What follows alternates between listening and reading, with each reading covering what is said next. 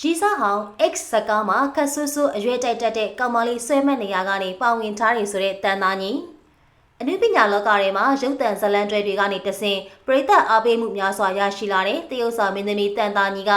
မဟာ original series ဖြစ်တဲ့အချက်နှစ်ခုအားပြိုင်မှုတွေဇလန်ပုံစံရီစာဟောင်း X စကားမှာခတ်ဆူဆူအရွယ်တိုက်တက်တဲ့ကောင်မလေးဆွဲမှတ်နေရကနေပါဝင်ထားတယ်လို့ဆိုပါတယ်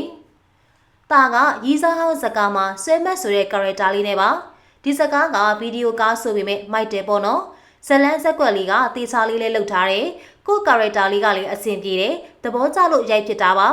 ကာရက်တာကမြင်နေကြမဟုတ်ပဲနဲ့ခတ်ဆူဆူအရွယ်တိုက်တက်တဲ့ကောင်မလေးတယောက်ပေါ့အရန်ကွဲထွက်နေတဲ့ပုံစံမျိုးတော့မဟုတ်ပါဘူးဗီဒီယိုစကားဆိုတော့ series ထက် item ပိုင်းကိုတင်လို့ရတယ်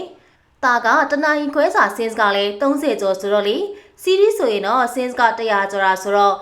ဗီဒီယိုကားဆိုတော့ကိုယ့်ရဲ့ emotion ပိုင်းကိုပေါ်အောင်ပြနိုင်မှပရိသတ်သိမှာပေါ့တာကိုယ်တိုင်ခက်မှမှအလောက်ကာရက်တာလေးတွေလုပ်ချင်တာပါလုပ်ရတာကအငြိမ်ကာရက်တာလေးတွေကကန့်လန့်လာတာများလို့ပါဒီစကားလေးမကြခင်မဟာ application ကပြမှာမို့အပေးကြပါလို့ပြောချင်ပါတယ်လို့တန်သားကြီးကပြောပါတယ်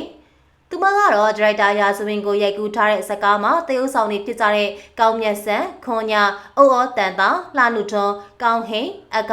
မင်းသားကြီးအောင်ဖုံးတီဟာကျဲစင်တန်ဤတူတူကျော်ထက်လက်လက်ဦးတို့နဲ့အတူပါဝင်ထားတာလည်းဖြစ်ပါတယ်ရှင်